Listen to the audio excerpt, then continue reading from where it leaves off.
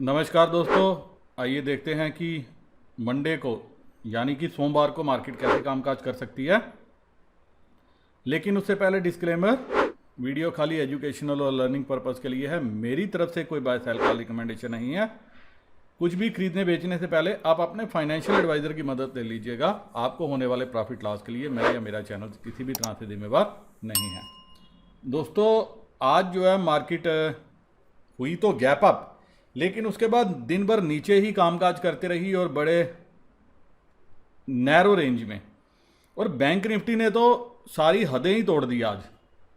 आपने देखा कि बैंक निफ्टी 40-50 पॉइंट के मूव 40-50 पॉइंट के ही दायरे में घूमती रही।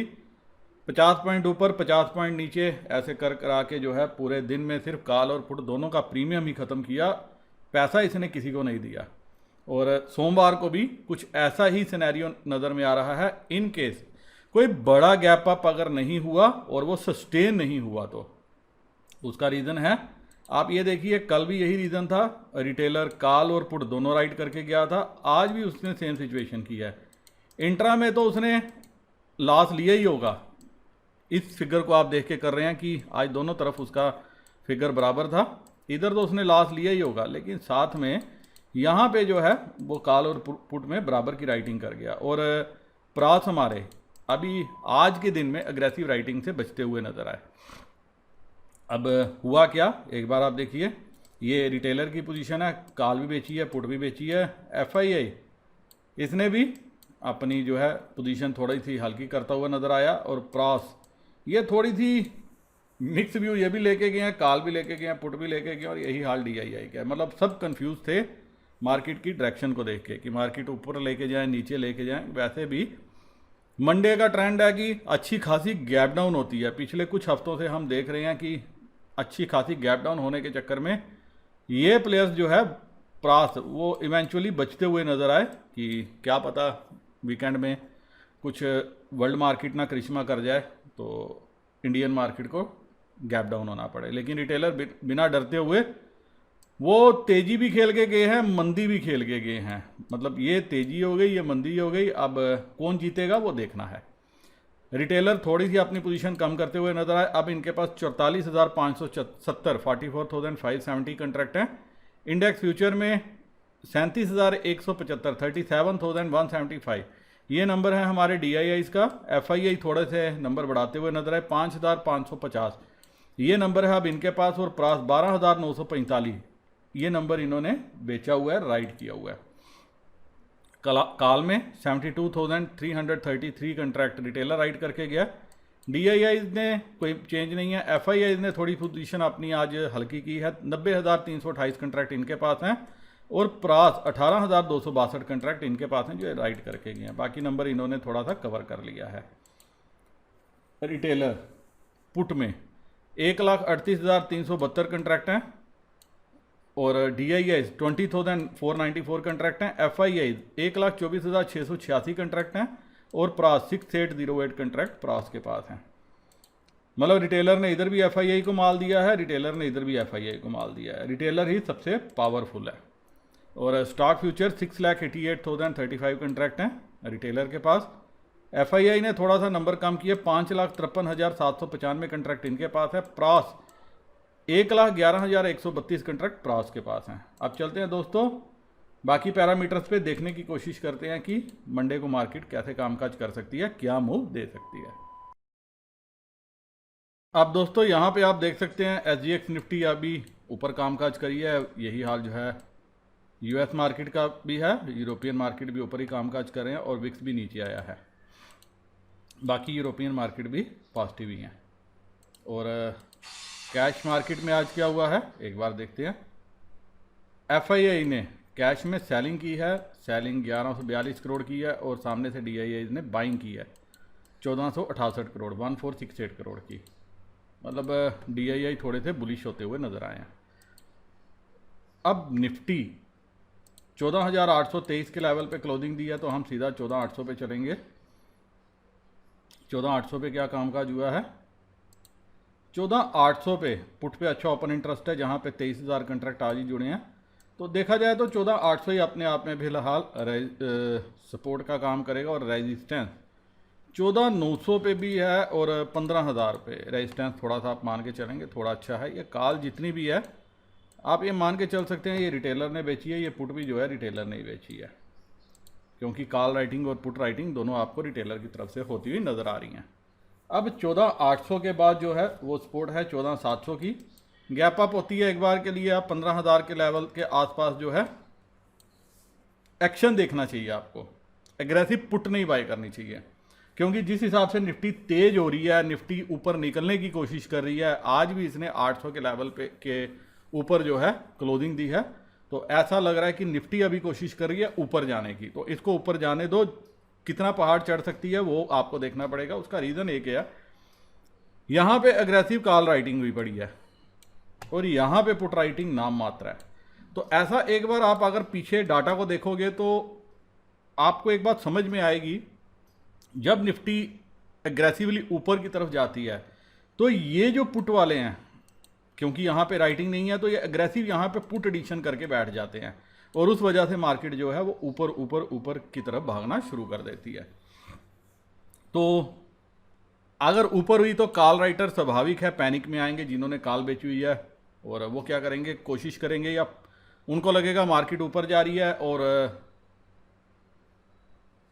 ऊपर जाने की वजह से उनको अगर कॉल में लॉस हुआ, अब देखिए कि आप यहाँ से समझ सकते हैं 15,000 की कॉल जो है राइटिंग 45 रुपीज़ में हुई है, तो ये कॉल भी आपके बड़े प्लेयर लेके गए हैं। 14,800 की कॉल 135 रुपये में राइटिंग हुई है, मार्केट इसके ऊपर बंद हुई है। 15,000 कंट्रैक्ट तकरीबन इधर ही बंद हुए हैं, इधर ही आज एडिशन हुआ है।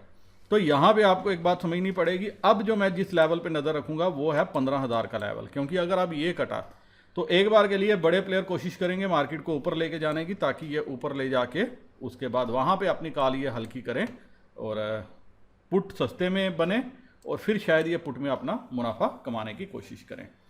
तो मंडे को एक इंटरेस्टिंग सेशन रह सकता है, लेकिन इसके लिए एक बड़ा गैप अप चाहिए, कम से कम निफ्टी में 150 पॉइंट्स का, तब जाके गेम बनेगी।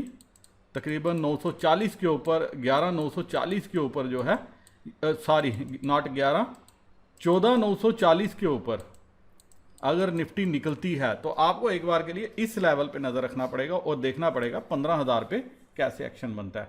और इन केस गैप डाउन होता है तो यहाँ स्वाभाविक है, हालांकि गैप डाउन के चांसेस लग नहीं रहे, लेकिन अगर गैप डाउन होता है तो आप क्या कर सकते हो, एक बार के लिए कॉल बाय कर सकते हो। जो रेंज है वो 14,700 से 15,000, 15,050 कुछ ये रेंज रह सकती है, जो अभी तक डाटा को देख के समझ में आ रही है, क्योंकि 26,000 कंट्रैक्ट ये हैं, 22,000 ये हैं, 32,000 ये हैं, और अगर ये सारे 70-75 लाख शेयर अगर कवरिंग के लिए भागे तो ये कहीं ना कहीं 15,050, 15,100 यहाँ तक मार्केट को पुश करने की ताकत रखते हैं। तो आपको क्या करना है, एक बार के लिए अगर गैप अप होती है तो मार्केट को अपनी दिशा में चलने दो, जब इस लेवल के आसपास पहुंचेगी तो ये पुट काफ़ी सस्ती बनेगी, तो आप एक बार के लिए ये पुट ट्राई कर सकते हो इस लेवल पे या इस लेवल के आसपास। वैसे मुझे अभी जो लग रहा है कि बड़े प्लेयर्स कुछ गेम प्लान कर रहे हैं ताकि मार्केट को ये ऊपर लेके जाए और फिर वहाँ से जो है इसको नीचे की तरफ धक्का दें। अब देखते हैं कि मंडे को मार्केट कैसे कामकाज करेगी, लेकिन ये एक व्यू तब होल्ड करेगा जब हमें एक अच्छा गैप अप मिलेगा। मैं रिपीट कर देता हूँ, क्योंकि कॉल राइटिंग पुट राइटिंग जैसे रिटेलर ने आज की थी और आज एक प्रीमियम मीटिंग सेशन हुआ, अगर फ्लैट ओपनिंग होती है या बड़ा गैप अप नहीं मिलता तो आप ये एक बार फिर से प्रीमियम मीटिंग सेशन ही देखोगे। तो इसलिए आपको क्या करना है, डाटा फॉर्मेशन पे भी नज़र रखनी है और मार्केट की ओपनिंग पे भी नज़र रखनी है, तो तभी आप अपनी पोजीशन लेना। लेकिन इस लेवल के आसपास एक बार जब ये पुट थोड़ी सस्ती हो, तकरीबन 80-90 रुपये 70 रुपये के बीच में आए, तो हम शायद एक बार इस पुट को ट्राई कर सकते हैं, क्योंकि पुट भी FII के पास अच्छी खासी है। आप ये देखिए जो 23,000 कंट्रैक्ट ये ऐड हुए हैं, 11,000 कंट्रैक्ट ये भी ऐड हुए हैं, ये सारा अगर मैं पुट भी मान के चलूँ तो ये भी पुट जो है अगर रिटेलर ने राइट की है तो ये पुट भी कहीं ना कहीं FII के पास ही होनी चाहिए।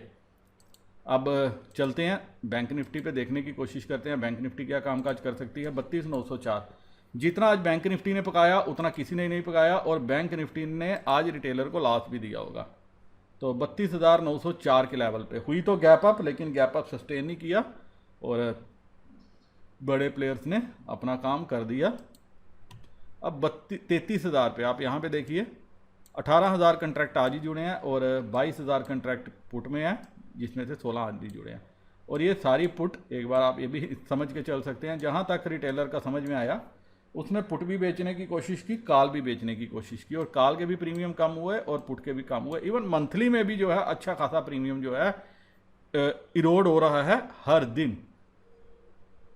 तो अब देखा जाए तो 33,000 पे ही आपकी जो है रेजिस्टेंस है, जहाँ पे 32,000 कंट्रैक्ट है, और स्पोर्ट जो है 32,500 पे स्पोर्ट है, हल्की सी स्पोर्ट है, और 33,500 पे 27,000 कंट्रैक्ट हैं। आप यहाँ पे देख सकते हैं 33,000 पे अच्छी राइटिंग है, इवन 33,200 पे अच्छी राइटिंग है, 33,300 400 पे अच्छी राइटिंग है, 500 पे अच्छी राइटिंग है। तो मुझे लग रहा है कि एक बार यहाँ पे अगर गैप अप मिलता है, लेकिन यहाँ पे भी दोस्तों गैप अप एक बड़ा गैप अप चाहिए।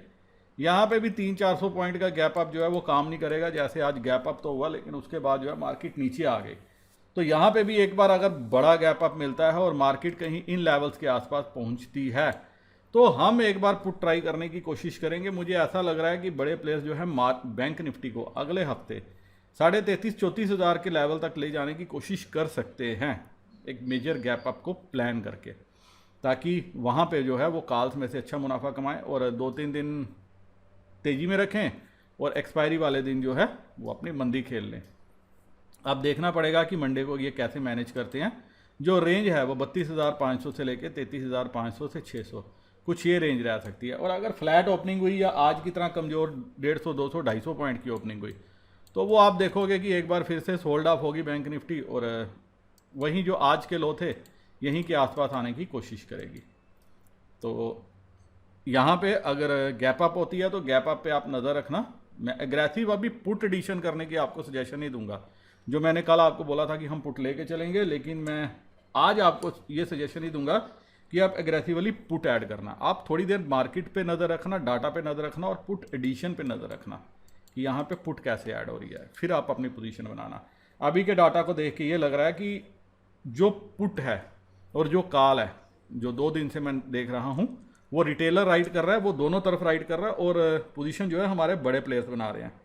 तो बड़े प्लेयर्स किस वे में मार्केट को लेके जाना चाहते हैं, क्या उनके दिमाग में चल रहा है, अभी तक वो क्लियर नहीं हो पा रहा। एक हफ्ता पूरा हो गया और आज नेक्स्ट जो सेकंड वीक है उसका फर्स्ट डे था, लेकिन बड़े प्लेयर्स भी कंफ्यूज हैं। शायद उनको भी समझ में नहीं आ रही कि मार्केट को ऊपर लेके जाएं, नीचे लेके जाएं, क्योंकि कैश में तो सेलिंग है, और थोड़ा सा आज जैसे स्टॉक इंडेक्स फ्यूचर खरीद लिया, स्टॉक थोड़े से हल्के कर दिए, कॉल भी खरीद ली, पुट भी खरीद ली, तो वो भी अभी तक कंफ्यूज हैं। शायद रिटेलर ही मार्केट ड्राइव कर रहा है, मुझे ऐसा लग रहा है।